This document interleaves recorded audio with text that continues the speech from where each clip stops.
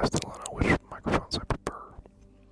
I think the Rode microphones are objectively higher quality, but these, I don't know. As you probably know, quality is not like quality of equipment does not necessarily guarantee good ASMR. Because ASMR is such a abstract thing, where the best audio equipment is not necessarily going to give you the best ASMR. That's more of a vibe. You know what I'm saying? Anyways, I'm just gonna ramble. I'm just gonna close up, whisper, ramble. Those are the kinds of videos that I like. Usually those are the types of videos I watch when I want to go to sleep. If not, some like meditation music, so I figured I could just do that. I have a rough idea of what I want to ramble about. No idea how long this video is gonna be. I guess you know how long this video is gonna be. Because of the view. I don't know what you call it, the timeline.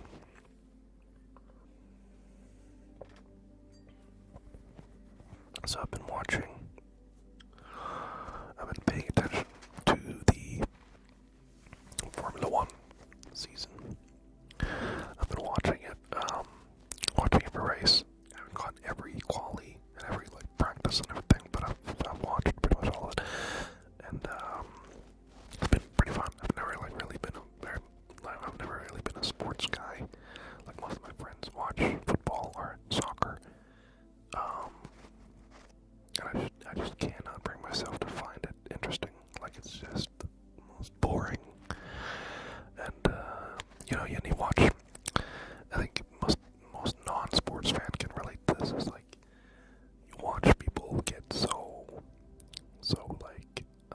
into sports, so incredibly emotionally invested, so violent sometimes, and you just you can't help but sort of look down on it a little bit.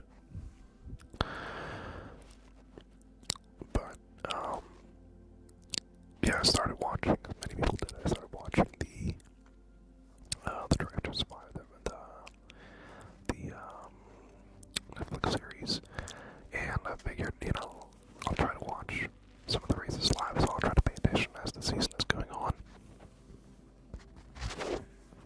And I did that a little bit last year, but more so this year. There's different sides to these microphones, so I have to remember to speak into the right one.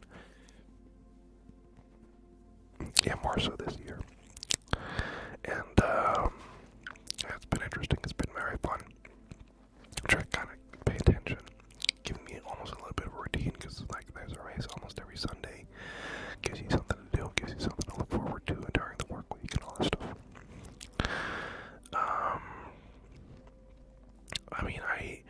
I like Max Verstappen.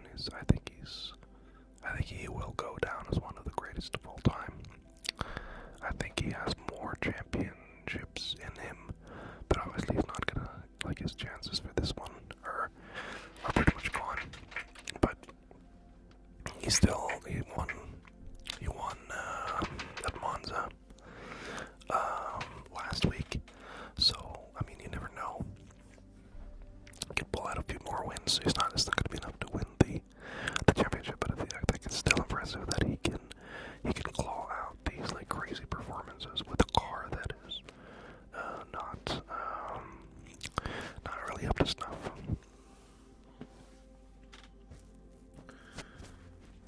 So yeah, that's been fun. I think watching the McLaren championship title fight play out is going to be very interesting. I'm not really a big fan of Lando. If anyone, I would like it to be Piastri, I think, because Lando just seems a little bit too, I don't know.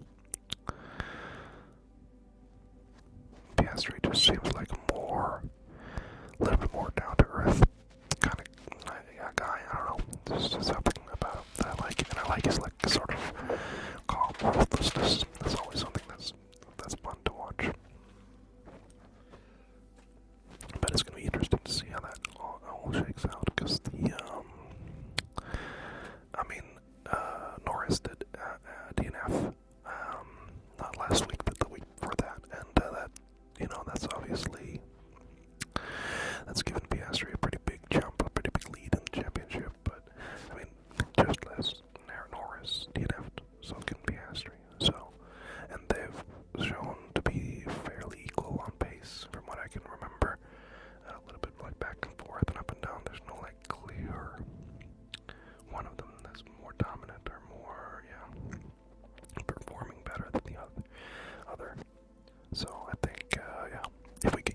it'll be really fun to see it go down to like like it was in 2021, where in the last race they were tied. I mean, in 2021, Max and Lewis were literally tied down to the point.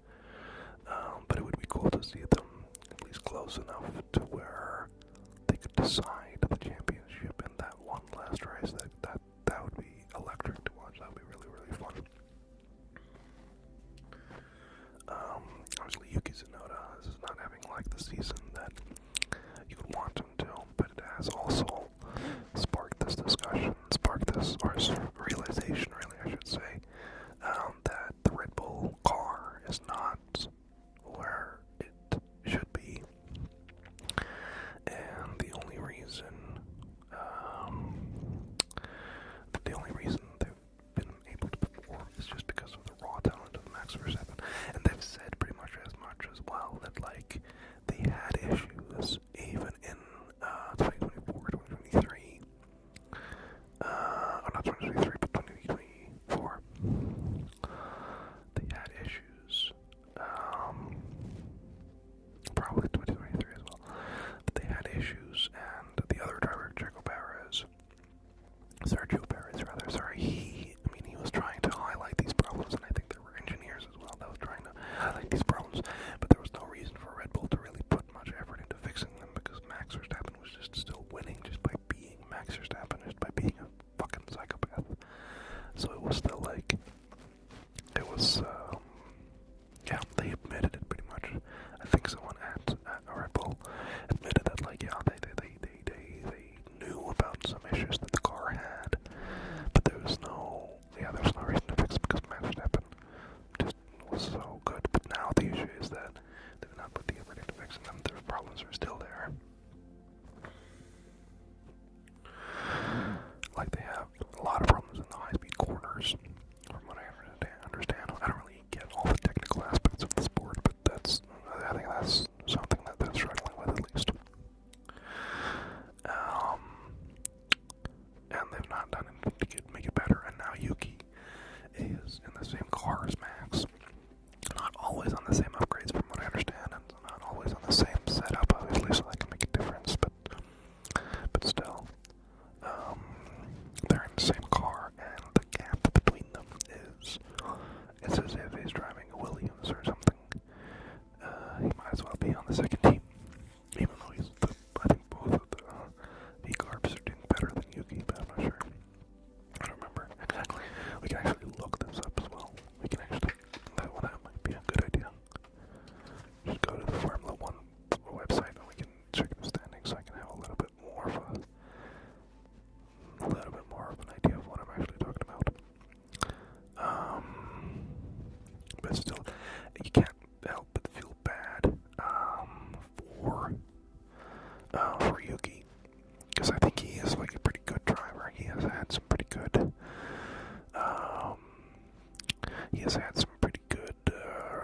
results, some pretty good performances, and he's clearly like a very talented driver. So it is a shame to see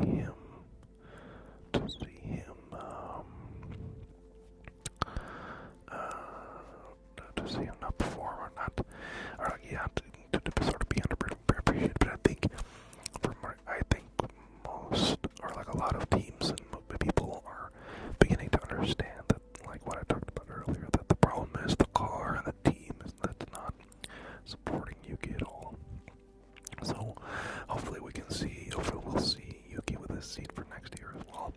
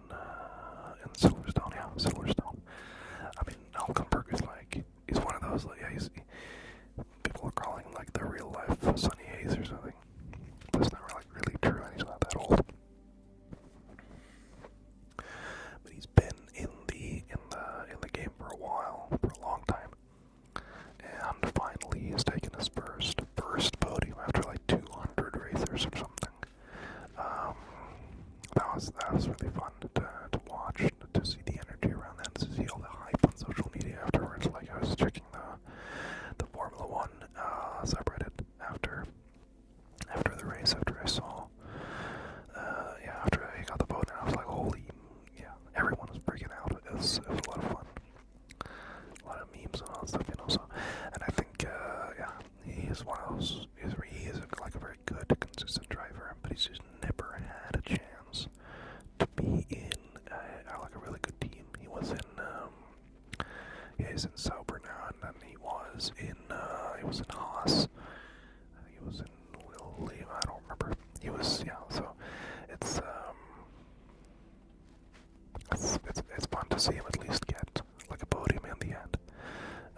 But I think he as well as like sort of, I think he had, or maybe not, because maybe I feel like he maybe had sort of given up on the idea of ever getting a podium in F1, because it's like he's nearing the end of the age where it's feasible to be an F1 driver if you're not Fernando Alonso.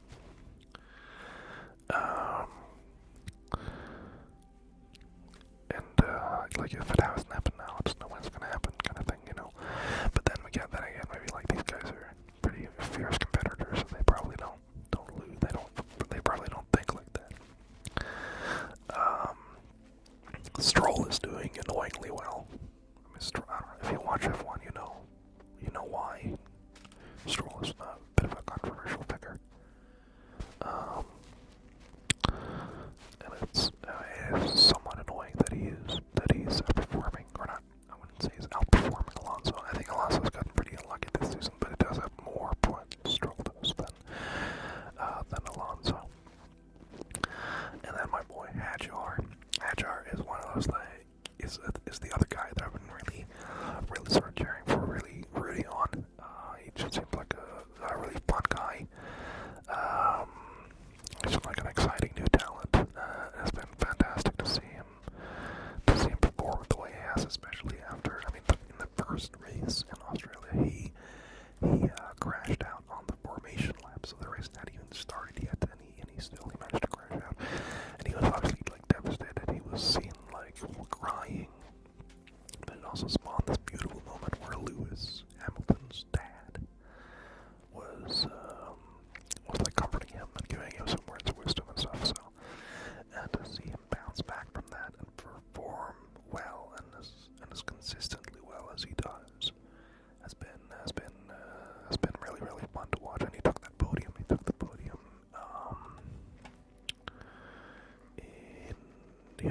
Netherlands. So for a rookie driver to be on 9th place, that's pretty good. That's pretty freaking good for a rookie driver, and to take a podium on your rookie season is like crazy.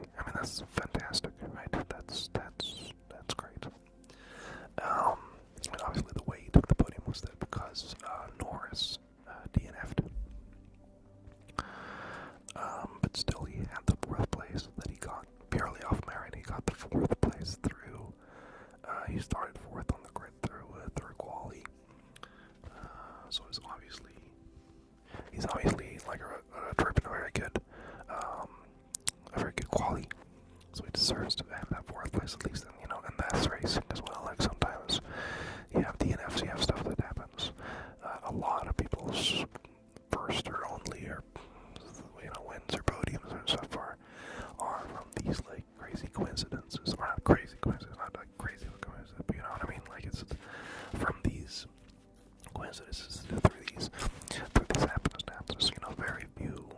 I think if you go through, you can argue that a lot of races are won not just because of merit. I think there's a lot of stuff happening, and that's also why it's important to remember that it is actually a team sport. It's obviously like the names that you see, but it's genuinely actually a team sport. Even the world title, like the driver championship, is a team sport because they need the car to be fixed. And if you have a bad team and a good driver can't drive a shitty car that fast, unless you're Max Verstappen. But like everyone is freaking is a fucking tractor and it's terrible, but it's obviously not that terrible. Like it's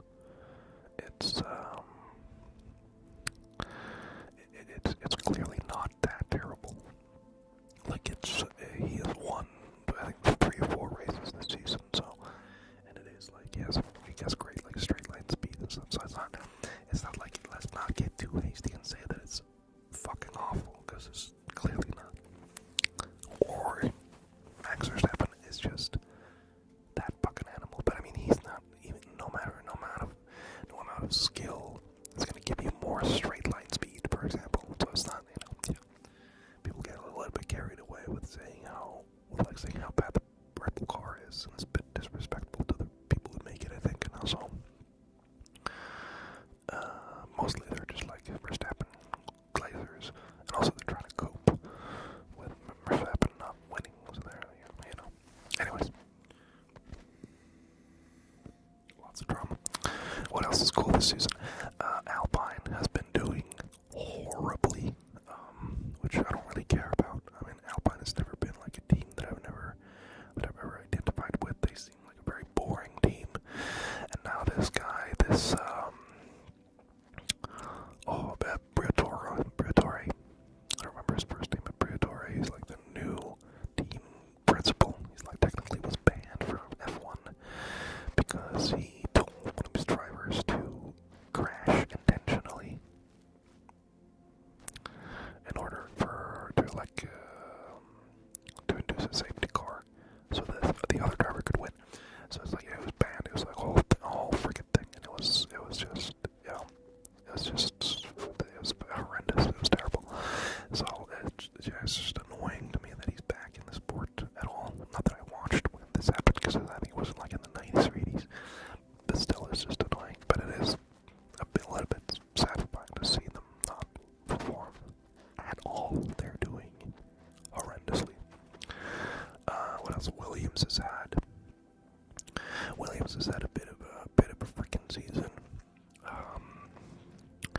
They've done really well. Albon is on 7th, actually. Albon is in 7th. That is crazy. Sainz is not doing so well, but I guess he's struggling a little bit to adjust to the car. I mean, it's his first season with the team, so you gotta give him some credit. And I do think Sainz is like is a very, very good driver. So Williams is in 5th. Williams were like the joke team. They were like the worst team on the grid, pretty much, just a couple of years ago, and now they're freaking, let's see, 2024, they were 9th. They had 17 points in 9th. That's crazy. I mean, all the like the gap is closed, actually, now that you look at it. Like, if you look at there's a slight close, the gap, at least in the bottom, 6 teams. There's not so much of a spread. There's actually like some genuine competition there as well. Like Sauber as well has done much better than last year. So that's fun to see as well.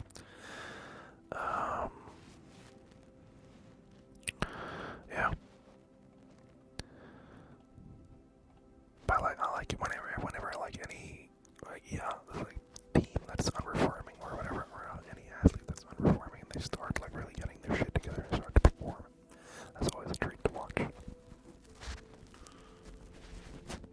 That is always a treat to watch. Like, that's most of what I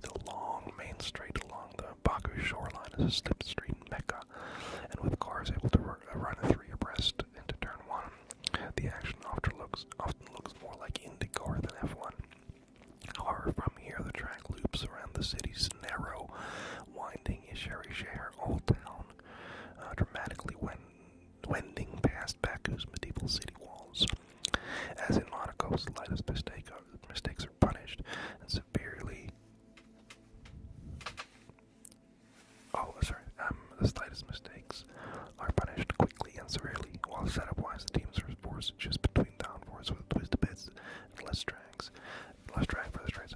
So it's actually like a pretty. I remember this track from previous season. It's pretty good, pretty fun track. I think if I remember correctly, it's a pretty fun track to watch because it has a good mix of like twisty turns and long straights, so you can actually get some overtakes as well, which is a huge problem in this sport. That there's not enough overtakes.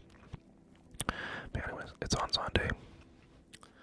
Maybe I'll make a video if it's something exciting happens, or maybe I'll make another video like this, just like rambling about it afterwards. Yeah, I don't know, we'll see. I think that's what I have for you today in terms of video. If you enjoy F1 or like watching F1, I hope you enjoyed or could relate to me rambling about it. Let me know what your opinions are. Are you a Norris fan? If so, you can just leave. No, I'm just kidding. Sorry. If you're not,